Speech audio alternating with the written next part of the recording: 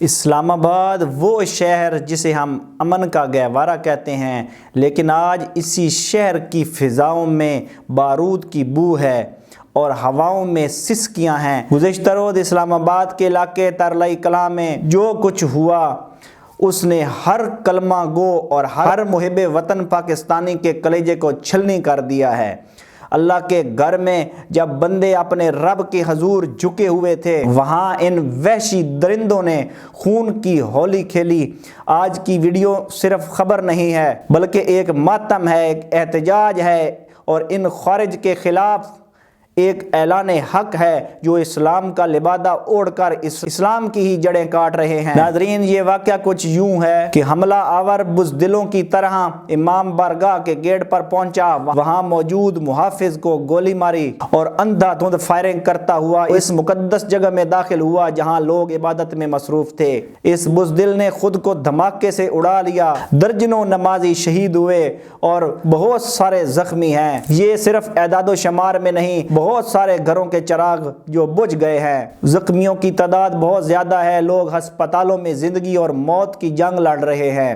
ہسپتالوں میں ایمرجنسی ہے، ڈاکٹرز اور عملہ دن رات ایک کیے ہوئے ہیں، لیکن زخم اتنے گہرے ہیں کہ انسانی آنکھ دیکھ کر دہل جائے۔ کون ہیں یہ لوگ؟ حکومتی اور سیکیورٹی ذرائع نے تصدیق کی ہے کہ اس حملے کے پیچھے وہی فتنہ الخارج جن کا کام ہی فتنہ پھیلانا ہے۔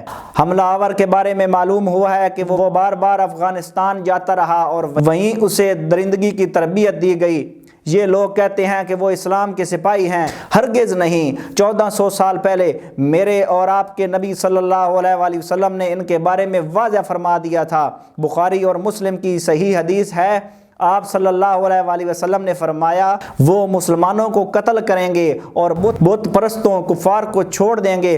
آج ترلائی کلاں میں جو ہوا وہ اس حدیث کی زندہ تصویر ہے۔ کیا کسی مسلمان کا خون دوسرے مسلمان پر حلال ہو سکتا ہے؟ کیا اللہ کے گھر کو نشانہ بنانا جہاد ہے؟ نہیں، یہ اللہ اور اس کے رسول صلی اللہ علیہ وآلہ وسلم کے خلاف براہ راست اعلان جنگ ہے۔ یہ لوگ اسلام کے سپاہی نہیں بلکہ انسانیت کے دشمن اور جہنم کے کتے ہیں۔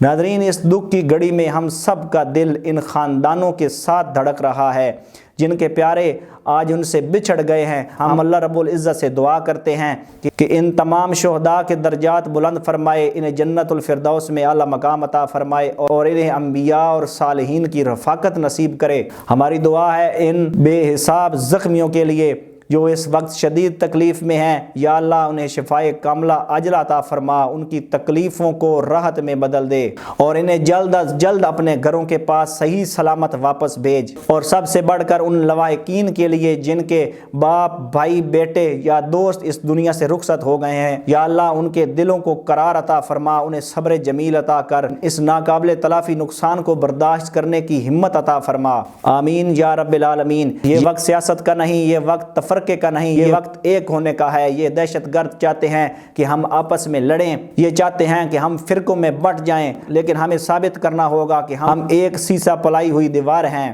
ہماری افواج اور سیکیورٹی فورسز ان درندوں کا صفایا کرنے کی بھرپور صلاحیت رکھتی ہے، لیکن انہیں ہماری اخلاقی حمایت کی ضرورت ہے۔ ہمیں اپنے ارد گرد نظر رکھنی ہوگی اور ان فتنہ پرور عناصر کو پہچاننا ہوگا۔ پاکستان کو امن کا گہوارہ بنانا ہم سب کی ذمہ داری ہے۔ اگر آپ کو لگتا ہے کہ شہداء کی آواز بنانا ضروری ہے تو اس پیغام کو عام کریں۔ اللہ ہمارے ملک کی حفاظت فرمائے اور ان خارج کو نیست و نابود کرے۔ اپنا اور اپنے پیاروں کا بہت خیال رکھیں اور دعاؤں میں شہداء کے لواحقین کو یاد رکھیں۔ پاکستان زندہ باد، اسلام پائندہ باد۔ اللہ نگہبان۔